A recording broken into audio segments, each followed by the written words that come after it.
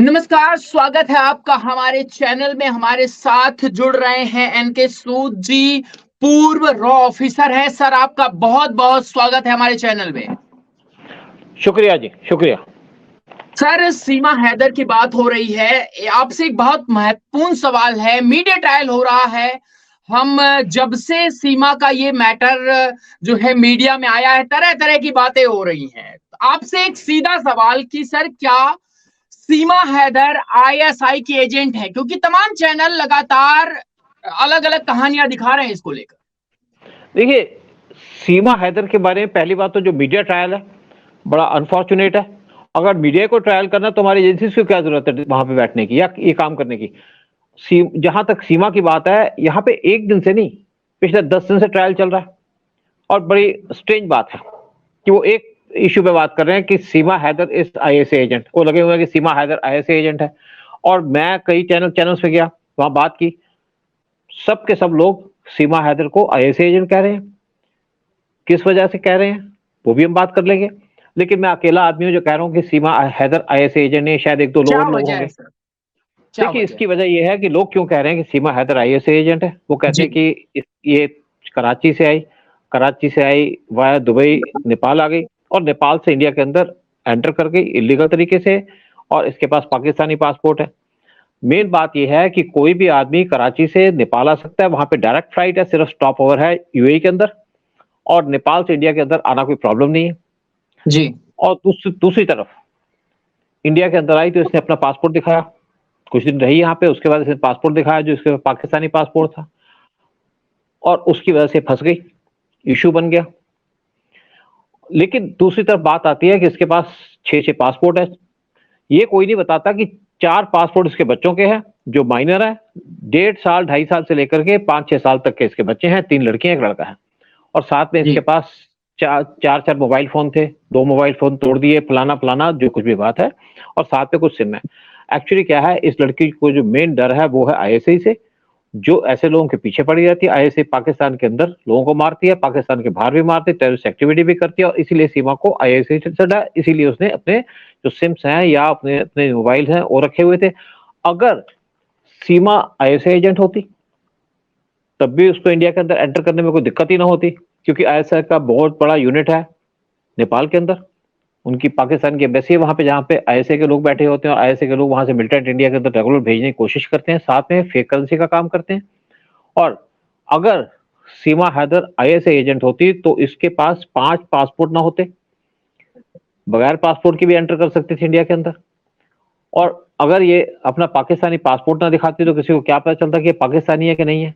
ये तो सीमा हैदर ने खुद अपना पासपोर्ट दिखाया पाकिस्तानी, और अगर ये आईएसआई की एजेंट होती तो कभी भी अपना पासपोर्ट ना दिखाती, या आईएसआई इसको एडवाइस ना करती कि अपना पासपोर्ट दिखाओ और इंडिया के अंदर आराम से रह लेती।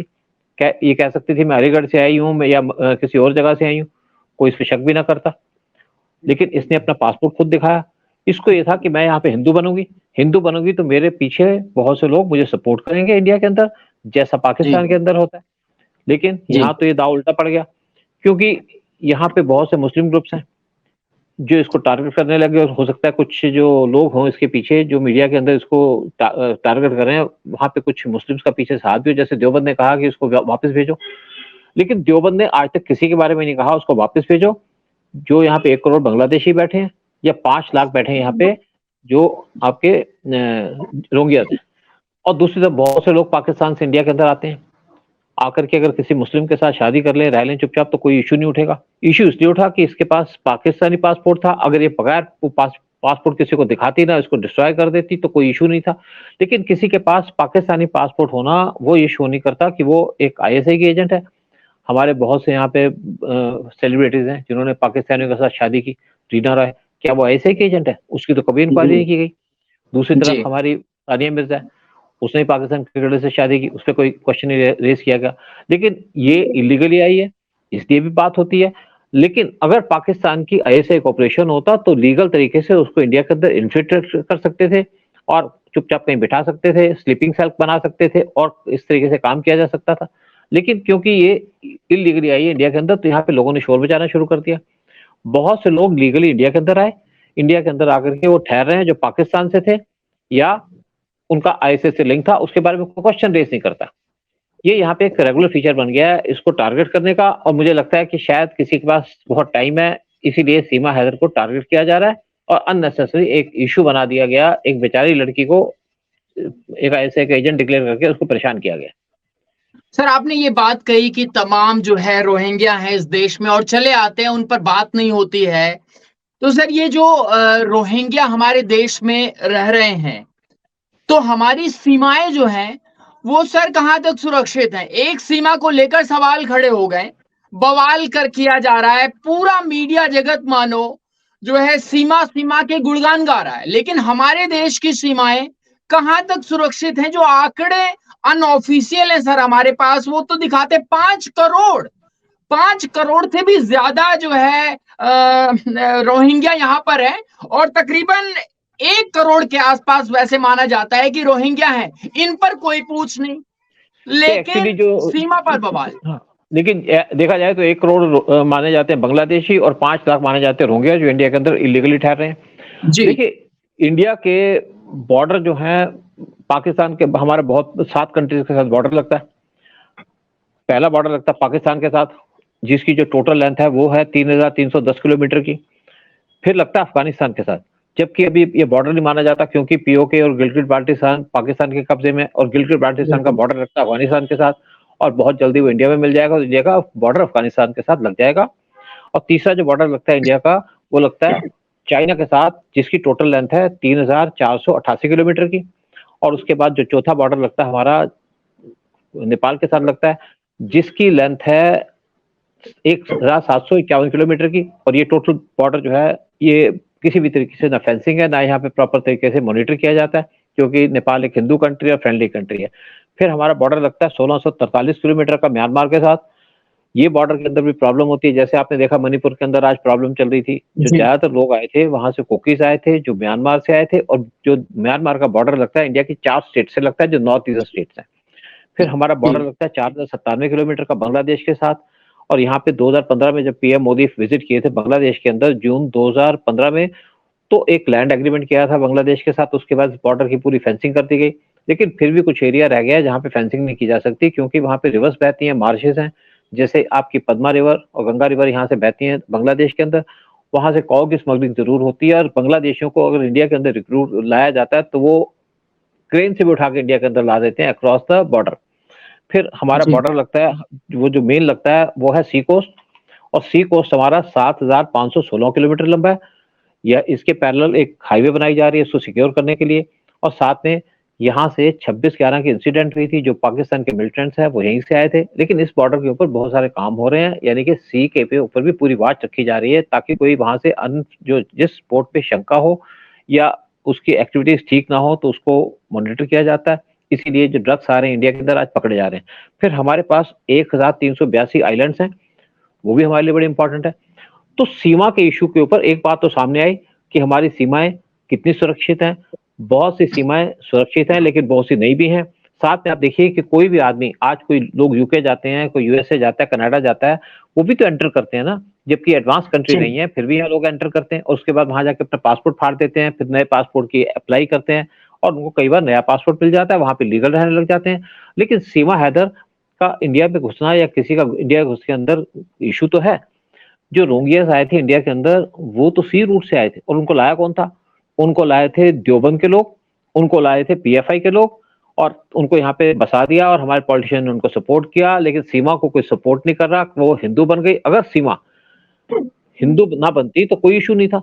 और हिंदू बनने का मुझे ये लगता है कि सीमा के पीछे कुछ हिंदू लोग बैठे होंगे पाकिस्तान के अंदर, जो वहां से बहुत प्रताड़ित हैं, और शायद उन्होंने इसको सपोर्ट किया हो कि आप इंडिया जाओ, हिंदू बनो, और उसके थ्रू ये प्रोजेक्ट करना चाह रहे थे इंडिया पाकिस्तान के अंदर जो हिंदुओं के हालात हैं। और मुझे लगता है कि यही रीजन हो सकता है। लेकिन किसी भी बहुत बड़ी बात सर आप कह रहे हैं। लेकिन कोई किसी भी तरीके से मैं सोचता हूं कि सीमा को ये नहीं कहा जा सकता कि सीमा आईएसआई एजेंट है, क्योंकि जो ऑपरेशंस होते हैं इंटेलिजेंस एजेंसीज के, वो ऐसा नहीं है कि एमसीडी की सड़क बना रही है उस टाइप के ऑपरेशन है, बड़े परफेक्ट ऑपरेशन होते हैं। चाहे रॉ का हो, चाहे आईबी का हो, चाहे सीआईए का हो, चाहे केजीबी का हो, चाहे किसी भी फॉरेन कंट्री का। बहुत से ऑपरेशन हमने भी किया पाकिस्तान के अंदर। पाकिस्तान को 1971 के अंदर बांट दिया था 2 टुकड़ों के अंदर। वो ऑपरेशन रॉ का था, जिसको इम्प्लीमेंट करने के लिए आर्मी को यूज किया गया। तो इसी तरीके से जो सीमा के बारे में कंट्रोवर्सी की जा रही है, मैं सोचता हूँ किसी भी तरीके से जस्टिफाइड नहीं है, और जो सीमा का ट्रायल चल रहा है मीडिया के थ्रू, ये भी किसी तरीके से जस्टिफाइड नहीं है। इसकी वजह से हमारी रेपुटेशन खराब होती है, इसकी वजह से हमारी एजेंसीज उनके ऊपर क्वेश्चन उठाए जाते हैं। सर एक आखिरी प्रश्न है आपसे। सानिया मिर्जा का सर आपने नाम लिया और रीना रॉय का नाम लिया, क्या इन पर हू हल्ला इसलिए नहीं हो रहा है कि वो मुसलमान है, या फिर वो जो ताल्लुकात है उनके वो बड़े परिवार से है? हिंदुस्तान में बड़े आजादी से रह रही हैं, उन पर कोई मीडिया ट्रायल नहीं होता। आज तक किसी ने बात भी नहीं कही कि सानिया मिर्जा शादी करके जी नहीं, देखिए बिल्कुल ठीक बात है, लेकिन ये भी नहीं मैं कहूंगा कि सानिया मिर्जा के कोई डाउटफुल कैरेक्टर्स हैं, कोई ऐसी बात है, या रीना रॉय के। लेकिन इस लड़की का भी क्या ऐसा है कि इलीगल आ गई थी, उससे आप कहेंगे कि वो पाकिस्तानी एजेंट है? आप बांग्लादेशियों को पूछिए ना, कितने बांग्लादेशी बैठे हैं, जगह जगह तोड़फोड़ करते हैं, जगह जगह दंगे करते हैं। और जो देखिए एक लड़की इंडिया के अंदर आई, कोई कहते हैं इसको कि ये इशरत जहान हो सकती है, ये लाइव बॉम्ब हो सकती है। अरे भाई कितनी सोच रखोगे, कितने डीप जाओगे किसी चीज के अंदर? अगर ये लड़की एक टेररिस्ट होती तो 5 अपने पूरे बैगेज के साथ ना आती, 4 बच्चों के साथ ना आती। कौन माँ अपने बच्चों को रिस्क में डालेगी? और कोई कहते हैं कि ये लड़की यहाँ बैठी है, 20 साल के बाद इसके बच्चे फिर यहाँ टेररिस्ट बन जाएंगे। अरे टेररिस्टों की इंडिया के अंदर कमी है क्या? टोटल पीएफआई बैठी है, बहुत से ऐसे मुस्लिम्स हैं जिनके क्रेडेंशियल्स डाउटफुल है, उन पे कोई बात नहीं करता। एक इमेजिनेशन लेके कह देते हैं कि लड़की टेररिस्ट हो जाएगी, इसके बच्चे टेररिस्ट हो जाएंगे। किस टाइप की सोच है ये? क्यों डरे हुए हैं लोग पाकिस्तान की आईएसआई से? जबकि आईएसआई को पूरा डर लगता है इंडिया की आर्मी से और इंडियन इंटेलिजेंस से। हमने पाकिस्तान को टोटल बर्बाद कर दिया, कगार पे आ गया वो भीख मांगने के। पाकिस्तान के अंदर आर्मी उनकी कहती है कि हम इंडियन आर्मी के सामने 4 घंटे नहीं खड़े हो सकते। और पाकिस्तान के जो अंदर हालात चल रहे हैं, क्या उनकी आईएसआई संभाल पा रही है? लेकिन आईएसआई जरूर इंडिया के अंदर डिस्टर्बेंसेस करने की कोशिश करती है। पहले आईएसआई इंडिया के अंदर जहां जहां चाहती थी वहां पे बम ब्लास्ट कर सकती थी। जब से पीएम मोदी की गवर्नमेंट आई तो उनके जो बम ब्लास्ट वो कंटेन हो गए अप टू कश्मीर, लेकिन अब तो वो भी बंद हो गए। और अब तो पाकिस्तान के अंदर बम ब्लास्ट हो रहे हैं, और पाकिस्तान के अंदर टेररिस्टों को मारा जा रहा है। कौन मार रहा है उनको?